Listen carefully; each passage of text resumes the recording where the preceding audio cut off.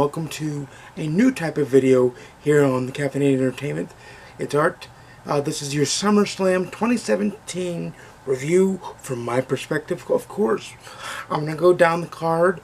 I'm a huge professional wrestling fan, so I'm trying out a new style of video to see if people like it. Leave a comment down below if you like it and you'd want to see more. The first match of the night was Baron Corbin versus John Cena. John Cena won kind of in a squash match type fashion because I feel he buried Baron Corbin after Corbin losing the Money in the Bank briefcase this past Tuesday. I feel like he buried Baron Corbin in that respect. He was in Corbin's head. I don't mind this because I don't like the character of Baron Corbin at all, because Corbin is a one-dimensional cardboard cutout of a character. So this match was perfect to start off SummerSlam 2017 because I was ordering food and this match did not draw my attention to it and need my attention, so I was happy. It was a happy way to start off. Cena won. The next match was Big Cass versus Big Show with Enzo Amore in a shark cage suspended 15 feet high above the ring. In this match was kind of weird. It was supposed to be a coming out party for Big Cass. Big Cass kind of dominated a injured Big Show who was injured on Monday night, who got his hand broken in storyline terms Monday night. And after a flurry by the Big Show starting out, Big Cass dominated and started working on the injury, telling a good story, but the match was just flat. The audience wasn't into it. I wasn't into it. Usually in these shark cages, something happens with the person inside of it, and this match was no different. Enzo used baby oil to slide out of the bars, drop down, and receive a big kick, a big boot from Big Cass, and he was never seen from again in the match, and Big Show received, I believe, 2 of them and then lost the match. So that's the first 2 matches down. The next match was the Women's SmackDown title match, and it was Naomi defending her title against the challenger Natalya. This match was hard-hitting. It was brutal. It had back and forth, and then it started to be dominated by Natalya going for the sharpshooter. It was a good match with a surprise ending. Natalya, with what was the first of many title changes on the night. She's the new SmackDown Women's Champion.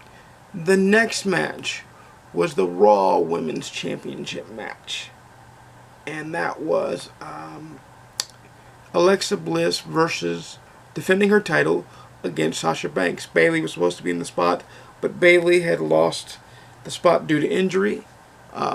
In a surprising move, Sasha Banks won. A wonderfully told story. I think it's going to further Alexa Bliss's character, because I feel like... Sorry, I'm not sure about that. I'm going to leave that in, because that's what happens when you use her name. It triggers the echoing into talking. I'm going to leave that in, though. But yeah, I look at this too, because the chaser... It's fun to play the chase, but the heel being the chaser, that means Bliss is going to get more dastardly. She should get more dastardly. She should become more heelish. She should be more awesome in many senses of the word. And it should be a relatively good run. Sasha Banks captures her 4th Raw Women's title. I'm waiting for WWE to turn her heel. I'm surprised it hasn't happened yet, but it hasn't. So the next match was the Raw Tag Team titles, I do believe. And in that match, sort of a Shield reunion with Ambrose and Rollins against Cesaro and Sheamus. Cesaro and Sheamus, for the most part, worked as a unit, separating Ambrose, and a credit to the announce team for acting like could Ambrose and Rollins work together, and kind of drawing that storyline. Told a great story. Ambrose and Rollins do capture the Raw Tag Team titles away from Cesaro and Sheamus. So that was a pretty decent match. The next match on the card was the U.S. title match. And in this match, it was Shane McMahon as a special referee against challenger Kevin Owens against champion AJ Styles. What a story told in this match. What a phenomenal match. The match tonight. Go back and watch it blow by blow. The main thing you need to know is Shane McMahon called it pretty much right down the line. He did a great job of, because usually special guest referee kind of interjects themselves. Here he didn't. Just go back and watch the match. It was amazing. AJ Styles retained in what was the best match of the night on the card, period. It was amazing. I loved it. The next match on the card was the SmackDown WWE Championship match, which was Shinsuke Nakamura versus the champion Jinder Mahal. This match is the match that pissed me off in the night. I'm sorry, but that's what it was. I wanted to see Shinsuke win. I'm tired as Jinder is champion. I know they're pandering to India because they want to get into India for the new audience and yada yada yada. I mean, he's not a bad champion. He just doesn't, in a very heelish way, I'll grant you. In a very heelish way, he doesn't win on his own, and that's what bothers me. I'm tired of the Singh brothers always being the X Factor. You would think that the challengers coming up against Mahal would start to have an answer for the Singh brothers, since he uses them every time. So it kind of angered me that Shinsuke suffered his first loss at SummerSlam, but we'll see where this feud goes from here. I do think that they worked well in the ring together. Their styles complemented each other, and they made each other look really good. But the next match was the final match of the night, and it was the Raw World Heavyweight Championship match. Oh, I forgot to mention before, and this is why I forgot to mention it, SmackDown did have a match of Rusev versus Randy Orton. Rusev jumped Randy Orton, and then Randy Orton proceeded to squash Rusev. I don't know how else to say it. He proceeded to squash Rusev with an RKO out of nowhere. 1, 2, 3, match over. So, now back to the main event. The main event, the Fatal 4-Way for the Universal Championship. Champion Brock Lesnar versus challenger Samoa Joe, Roman Reigns, and Braun Strowman. This match was brutal. This match was an epic, big fight feel on a Big Four pay-per-view show, which is what it needed to be. SummerSlam, WrestleMania, and Royal Rumble, and Survivor Series being the Big Four. For those who don't know, the Big Four are where both shows, Raw and SmackDown, come together to do a pay-per-view instead of doing separate shows like they do in the brand extension. And in this case, it was brutal. All four men looked epically large and looked like they all four belonged in the main event picture. Braun Strowman completely destroyed Brock Lesnar, putting him through 2 tables and turning a table over on him. So it was quite amazing. And it was also more amazing that Lesnar kept taking hits, and he looked vulnerable. They did a good job at making him look strong, but making him look vulnerable, and that was amazing. This match was amazing. Samoa Joe looked good with his Kikina clutch, almost choking out 3 or 4 different people. Braun Strowman looked like he was a monster among men, as they brand him to be. And Roman Reigns got his stuff in. People still hate him. I think they need to go ahead and turn him heel, to be honest, to make him.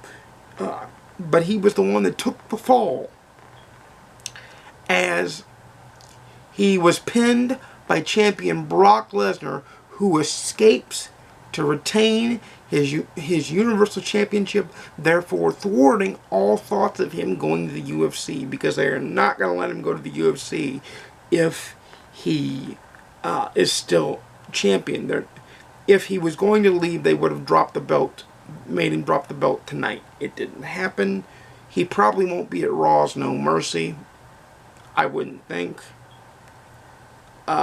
which is September 24th, by the way, which will be the next pay-per-view review. The match was amazing. There was carnage. It looked like a car crash in motion, people. It looked like a human wrecking ball. It was amazing. SummerSlam started out of the gate like a fart in church. Like, it was terrible. The first 3 matches were terrible. The Randy Orton squash match was like, I wanted to see more, and they could have went longer because it ended at like 9:45.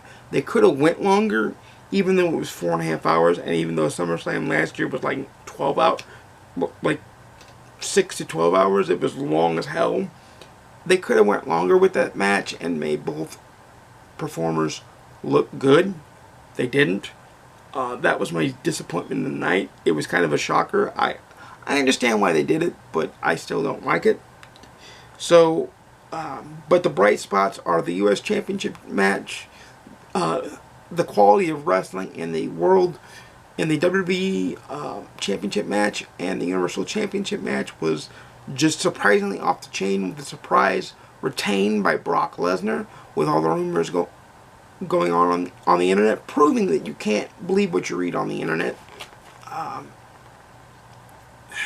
So, without further ado, I give SummerSlam 2017 a C+ to B- grade. It's kind of on the border of that. There were some expletive cons. There were some... When it was great, it was great. When it was bad, it was WWE at its worst. Without further ado, that's going to be it for the SummerSlam review. Please like, comment, share, subscribe to the video. Leave in the comments down below whether you want to see more. And for those who want to see book content, do not worry. We have 2 book reviews coming up later this week, and the Tomb Topple wrap-up is coming up on Wednesday. So don't worry, the book content's still going to be here. We're going to have more content like the Marvel Defenders Season 1 review and the Game of Thrones Season 7 in review. And I'm going to have some video game content coming up to kind of broaden things, because remember, I am Caffeinated Entertainment and I like more things, and I want to see what you all like. And I want to be a little bit different here on YouTube. So I will continue to be part of BookTube, but I want to expand the channel and expand the horizons of what people watch on this channel. Alright, without further ado, I will see you in the next video. Have a good night, and happy reading, happy entertaining. Go do something fun. That's what it's all about.